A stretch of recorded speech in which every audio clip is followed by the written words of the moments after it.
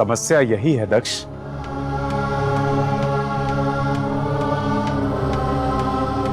प्रतिशोध में डूबा मनुष्य सामने खड़े सत्य को भी नहीं पहचान पाता, और जब तक उसे भान होता है तब तक बहुत विलंब हो चुका होता है। अद्भुत, अद्भुत। अपने आराध्य के लिए भक्ति निभाने आ गए आप, परंतु अपने भक्त की भावनाओं का तनिक भी आदर नहीं किया आपने। तुम्हारी भावनाओं का आदर है दक्ष, इसलिए नहीं चाहता कि संसार में अन्य की भावनाओं का अनादर करो। प्रिय हो, इसलिए नहीं चाहता कि संसार में सबके अप्रिय हो जाओ। यदि प्रिय हो तो क्यों उस दिन शिव का विरोध नहीं किया आपने? क्यों मौन रहे आप? मैं नहीं मान सकता कि संसार के संचालक के पास इतनी शक्ति नहीं कि शिव जैसे अघोरी कपालिक को दंड न दे सके।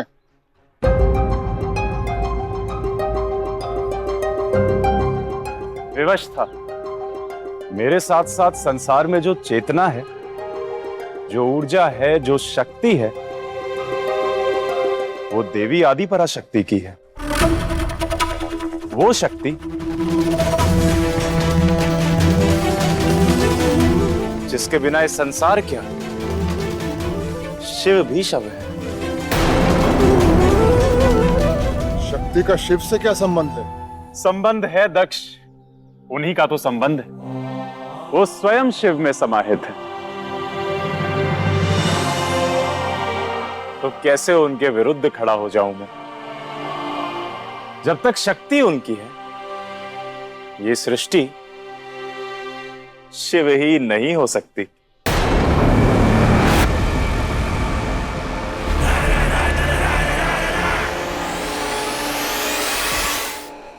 धन्यवाद आराध्य, आपने अनजाने में मुझे शिव के विरुद्ध एक अस्त्र दे दिया।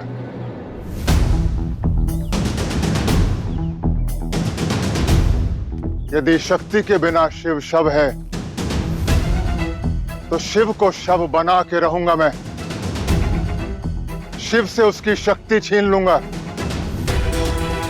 शक्ति की घोर तपस्या कर उन्हें प्रसन्न करूंगा, उनसे वरदान मांगूंगा कि मेरे घर मेरी पुत्री बनकर जन्म ले, ताकि शक्ति मेरे वश में हो और अंततः मैं शिव का अस्तित्व मिटा सकूं।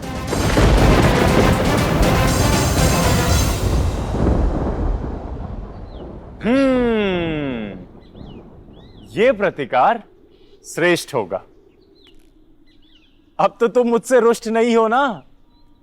अब ये ना कहना कि मैंने अपने भक्त को निराश किया। धन्यवाद नारायण, मेरा मार्ग प्रशस्त करने के लिए।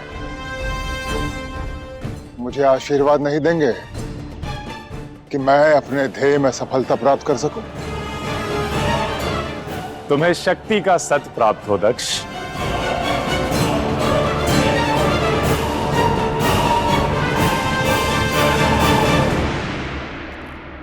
आपकी लीला आप ही जाने, पर थोड़ा थोड़ा हम भी पहचाने।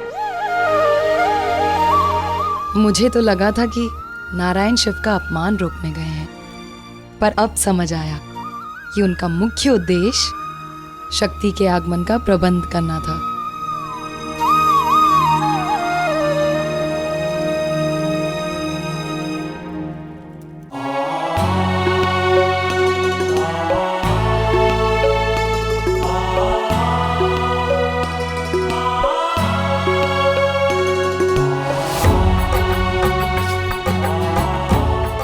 क्षमा करना महादेव, पर टेढ़ी समस्याओं के निवारण के लिए सीधा मार्ग काम नहीं आता। आप मुझे अस्तित्व में लाए थे, मेरा धर्म है कि मैं आपके अस्तित्व को ना मिटने दूं, और उसके लिए देवी शक्ति को संसार में आना ही होगा।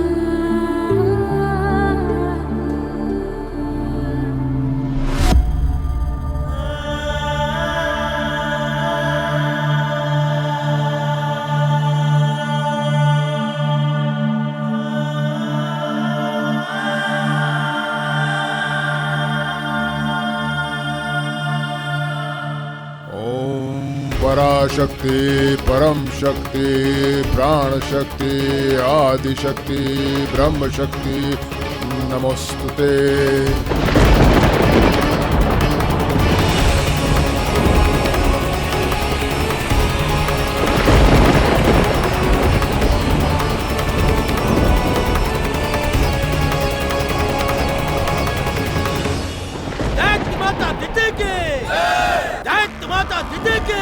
नीति ही नियति बनाती है।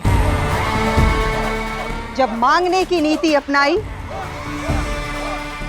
तो पाताल मिला, अब छीनने की नीति से स्वर्ग पाएंगे। ये समय है असुर जाति के भविष्य की नींव रखने का। दैत्य माता दिते के, दैत्य माता दिते के, दैत्य माता दिते के।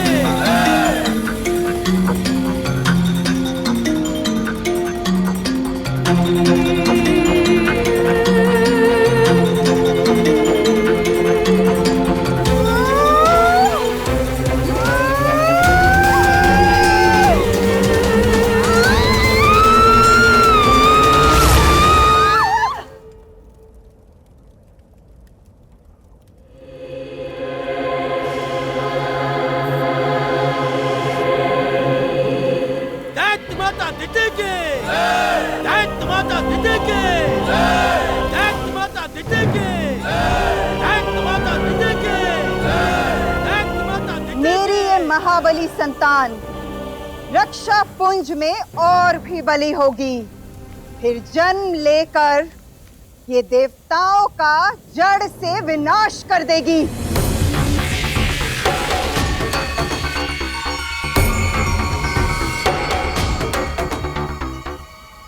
शक्ति के आगमन की नींव रखी जा चुकी है। अब आप सभी देवगण देखिएगा, शीघ्र ही हमें एक शुभ सूचना मिले।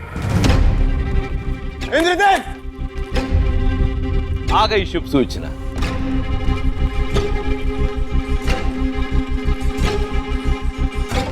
स्वागत है मित्र। क्या बात, आपके चेहरे पर ऐसे चिंता की रेखाएं क्यों? 27 पत्नियों के पश्चात तो जीवन में आनंद ही आनंद होना चाहिए। इंद्रदेव, ये उपहास का समय नहीं है। भ्रमण करते समय मैंने असुर लोक में एक विचित्र हलचल का अनुभव किया। एक अनजाना अग्निपुंज। अवश्य वो असुर हम देवताओं के विरुद्ध किसी षड्यंत्र की तैयारी में है।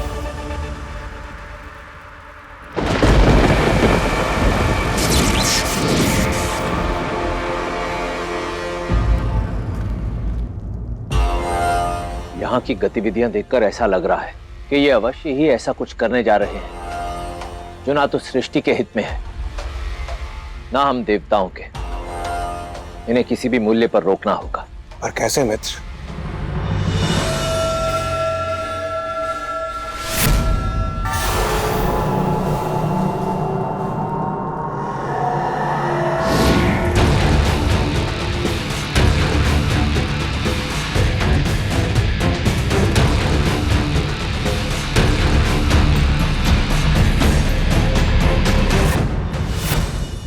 माता,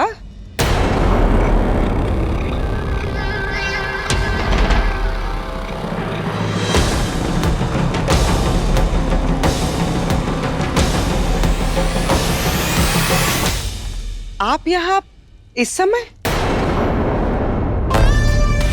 क्योंकि शत्रु समय देखकर नहीं आता वज्रांगी। देवों के गुप्तचर कभी भी आ सकते हैं, परंतु यहाँ सुरक्षा पर्याप्त है। देखिए, आपकी अजन्मी संतान इस गर्भगृह में कैसे प्रबल हो रही है।